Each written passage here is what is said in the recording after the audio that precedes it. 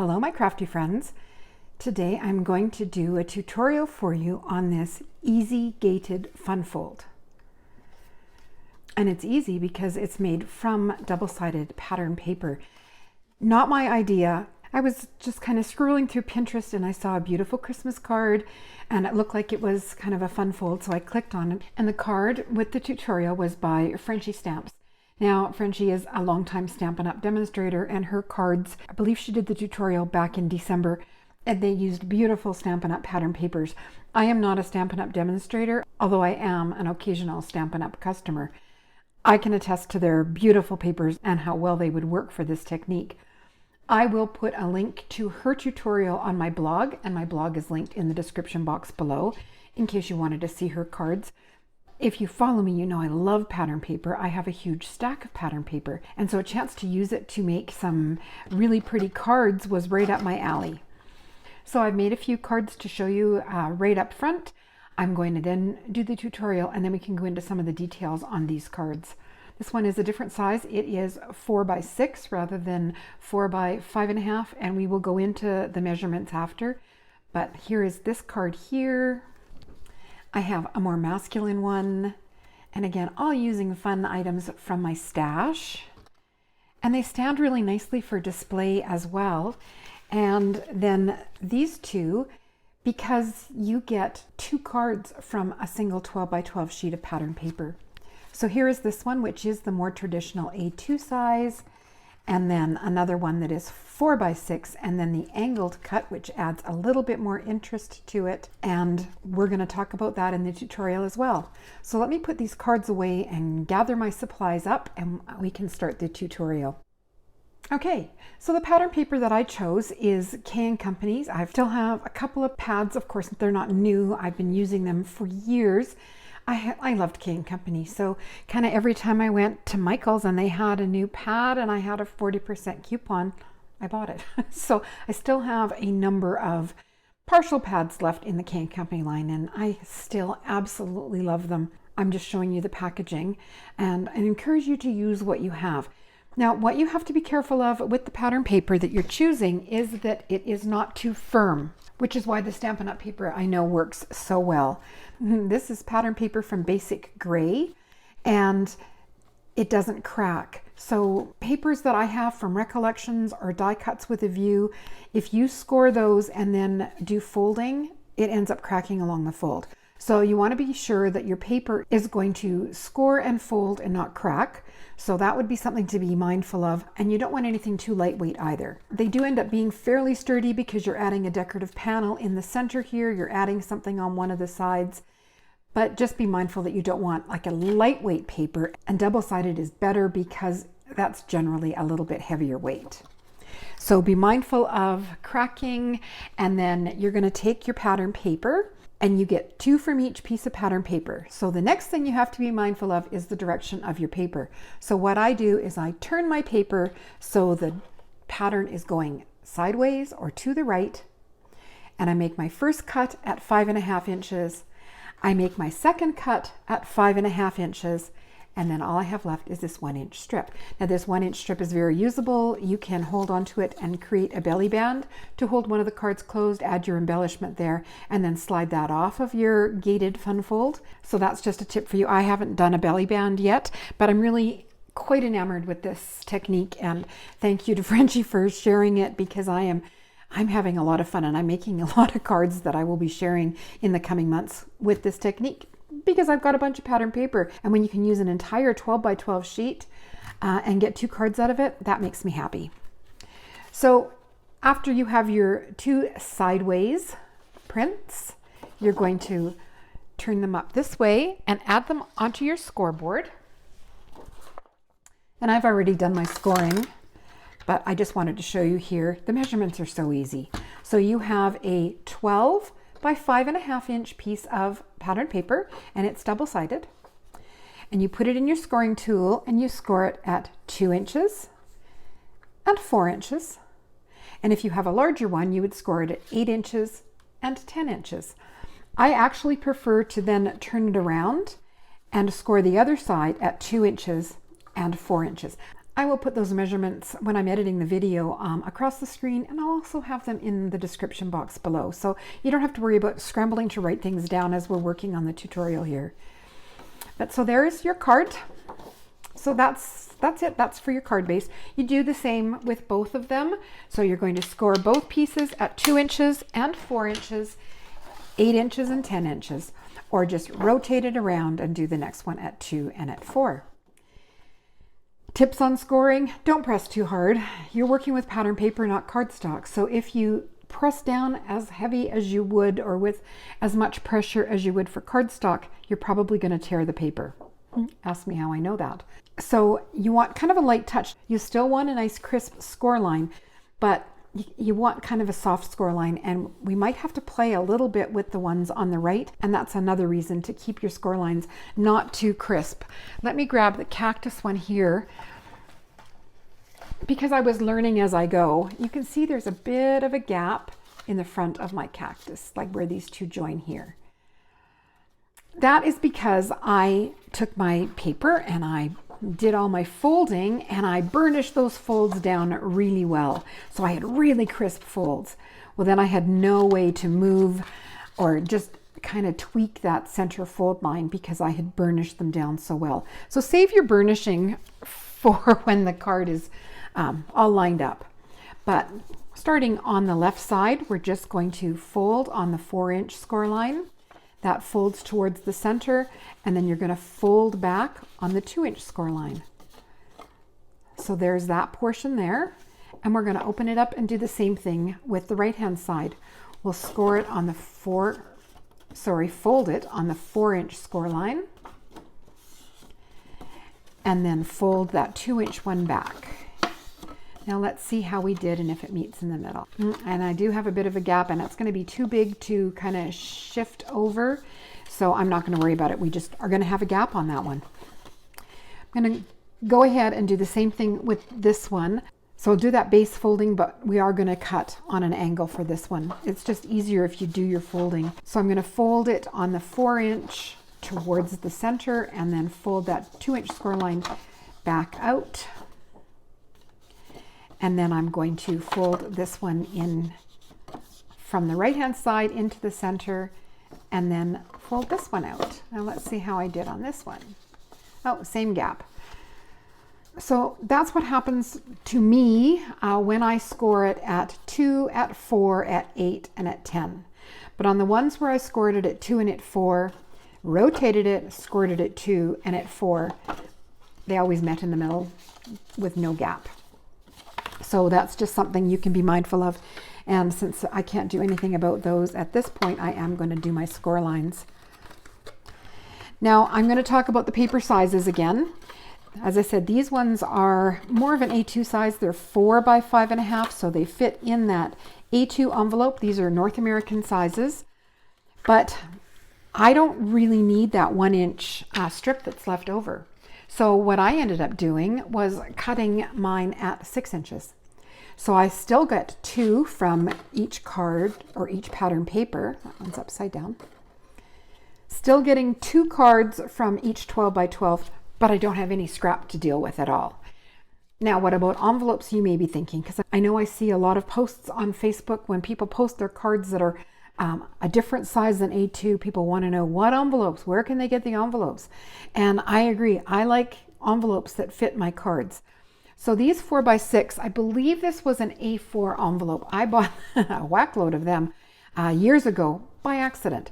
In my head, they were going to work with an A6 card, so 4.5 by 6. But no, they don't. However, I have them, and so I use them a lot for my nursing home donation cards, cutting 12 by 12 paper into 4 by 6 cards, and then I've been whittling away at using these. But you can see that that size envelope works, but easier to find and works better even with the bulk are these. I'm calling them an A6 envelope. So I just got mine at Staples. It says they're invitations and 4 by 6 photos. The size is 4 3/4 by 6.5. So they work really well for a 4.5 by 6 inch. And that was one of my favorite sizes. I'm just not a huge fan of A2. I have been doing this for so many years, like so many years. I'm tired of A2. I'm just tired of A2. And so I liked the size of these ones. Now I'm doing, slim lines, mini slim lines, and loving 5x7s. So I do have a range of envelopes because I like my envelopes to fit. There is your tip on the envelopes for the 4x6 ones. And nothing else changes. The measurements are still 2 inches and 4 inches, 8 inches and 10 inches. The only difference is your card is a little bit taller. Same width, but a little bit taller. So I have been making, I will show you the A2 size here because that is what most people like to do, but most of the ones that I've made are this 4x6 inch size. Okay, now I want to find my one with, I did a pencil mark here. Okay, so I have some tick marks on this one. So let's do that angle cutting first. And again, that was something that Frenchie had done on hers. So for the A2 size ones, I made my mark at 2.5 inches. So I did a pencil mark on both of the outer gatefold pieces. So I have a tick mark at 2.5 inches from the top. She did hers at 3 inches. And on this one where I did the diagonal, I did it at 3 inches because it is the taller 6-inch height. So if you're making a 6-inch card, you can make your pencil mark at the 3-inch mark. If you're going to do the 5.5-inch height, then you can make your mark at 2.5, or you can do it at 3. This is such an easy technique. You can kind of do whatever works for you, whatever you feel like. I'm going to grab my trimmer now. And let's see if I can get this on camera here. You've got the 2 folds, the 2 score lines on the outsides of your card. We're gonna make a cut from this score line down to your pencil mark. So you can make a ruler line and use scissors, or I'm just going to attempt to, with my limited viewing area here, I'm going to put the pencil mark near the blade and then just keep pushing until I know I have that score line right against the edge of the blade. So I've got my pencil mark on the edge of the blade, my second score line, not the 2-inch one, the 4-inch score line is against the edge of the blade, and I'm going to cut that off. You can hang on to that piece and you can see there is your diagonal. So let's repeat on this side. We're going to go backwards because my pencil mark is up at the top. So I'm going to line up my pencil mark with the edge of the blade and then find that 4-inch score line and put it on the edge as well. And this is probably the fiddliest of all of it. And you see it doesn't take very long. Put that aside. And now you have your diagonal. Now you can keep these and, let me see, flip them over and add them as a decorative panel on the outside of your card. And then that gives you another look, right? So, I mean, you can change this up, you can play with it. I am absolutely crazy about this card technique. Okay, I'm gonna move this out of the way. I'm gonna move my corners out of the way because I'm not gonna use them. So there's the 2 different looks. Now the other thing that I have been doing is I've been using a corner rounder because like I said, I've been making a whack load of these. This is a corner rounder I've had for years. I got it at Amazon.ca, so in Canada. It's a Japanese brand and it is such good quality. I absolutely love it. And it has 3 different sizes of corners, or the corner rounding. So there's a small little kind of scoop, the medium, and a large. And of course, it's very easy to use, and I'm just going to use the medium here. You slide it in and punch. So it works like a lot of other corner rounders, but it's just, I don't know, it's so efficient. I don't have to push, I'm just using my I don't have a lot of strength in my hands anymore. So just to be able to use a thumb press. There are corner chompers, there's all kinds of different corner rounders, and a lot of crafters still have them in their craft rooms. So get them out and use them. So that rounded corner, it's not enough to really show the background paper, but it just, I don't know, finishes off the card a little bit. I quite like the corner rounding. So now we have our card bases finished, and this was a whole lot of yakking.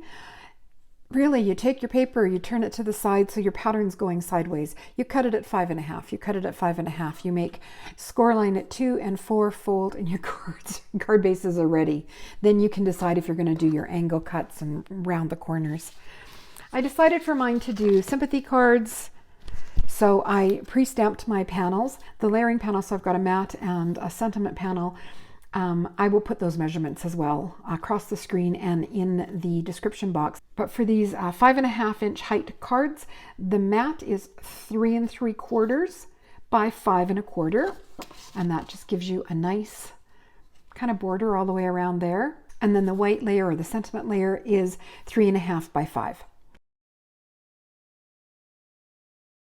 So I did both of those, and then the stickers are also K & Company, and I've had them for a number of years as well, because when you went to Michael's, they had the pattern paper and they had the package of stickers or ephemera, and yeah, both of them went into my cart with 40% off coupons.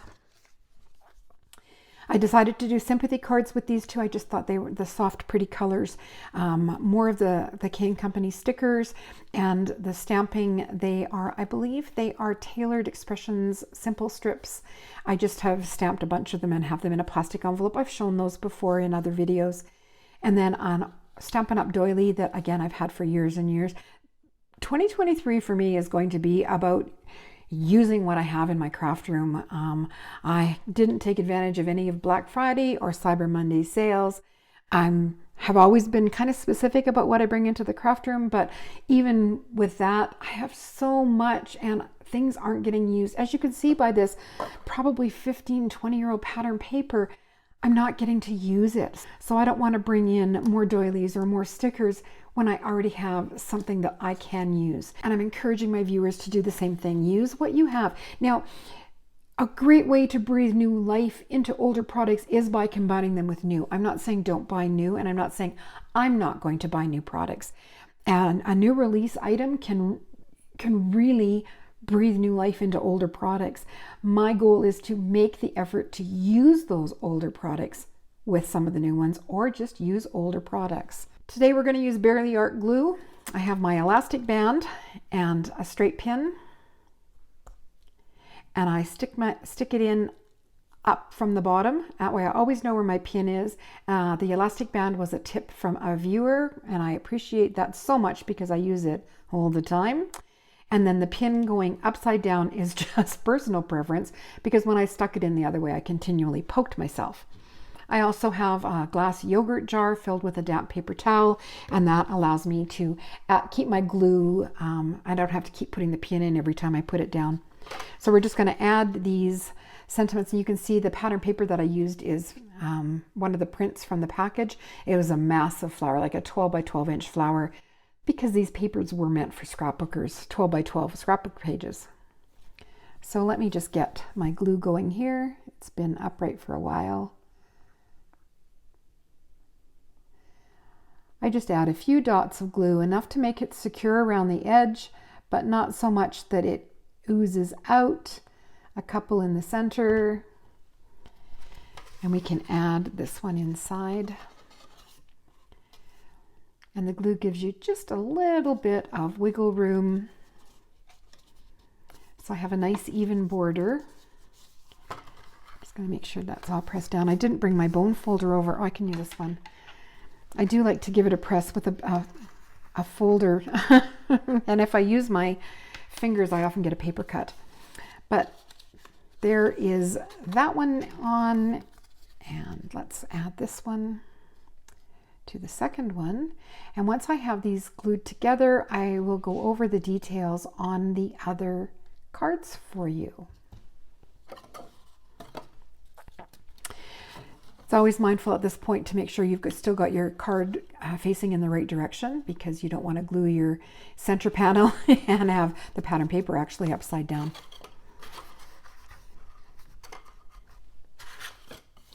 So there's the card there, and now I'm going to add, just decide which one I want. I think the blue on this one. So I've already added my foam tape. Let's see if I can get it off. And I've only put the foam tape on, I'll just show you when I manage to get this off of here. So I've only added the foam tape to the far left side because I don't want anything hanging over. And then you have to kind of be careful when you stick it on that you don't have it up too high where the foam tape sticks out as well. So I'm going to make sure that my sentiment is straight. That's probably the most important thing there. It's centered side to side, and my sentiment is straight. I think this might need something else. I might have to add a pink butterfly to make me happy, but there is that card basically finished. So it will fit in an A2 envelope. I'm very happy with how that turned out. Here's the second one. And again, I just used a partial sheet of the paper that was left in the pad to cut my circle from. I used a die cut circle and then added the doily on top, and then the stickers. Now these stickers have already come with the foam tape. I just made sure I added wet glue when I adhered them down because they're so old. I didn't figure there probably wasn't much stick left in them.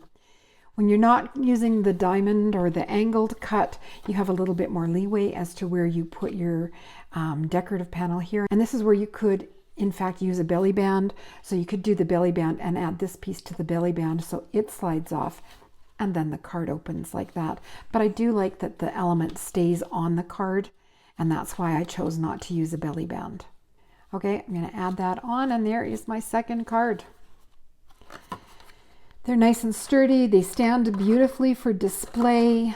I'm so happy with how this turned out. And as I said, I've been making all kinds of them. I'll just show these additional 4 again in the video, but I've got others that I will be sharing. Didn't get 2 out of this one because this was a partial sheet. I think it was like a 7-inch by 12-inch piece of pattern paper when I opened up the drawer that has my florals in it, and I went, oh, perfect. Cut it down to 6 inches and made this card. This is Pink Fresh Studio washi tape, and I didn't buy the dies for that. I just fussy cut the washi tape out, and same with the flower there. Now the butterflies, I love butterflies. These are, I get so much use out of them, and I know they sell out regularly, and I'm hoping they're still available. The little etched butterflies from Paper Rose. And whenever I have a little bit of foiled or fancy cardstock left over, I keep those right on my stamping table, and I immediately die cut a butterfly or 2 from whatever that foiled or a specialty paper is, and I pop them into a little baggie. So when I go to make a card like this, I just whip through the baggie and see what I have. So those butterflies were there. I didn't, because my area is so small and I was doing a tutorial, I couldn't bring everything over to show you, but the stamps, everything that I've used is, if it's available, I will have it linked for you. Otherwise, I will have the name of the stamp. I know some viewers will look for things on eBay, so I will have everything credited on my blog, and you can get to that from my description box below.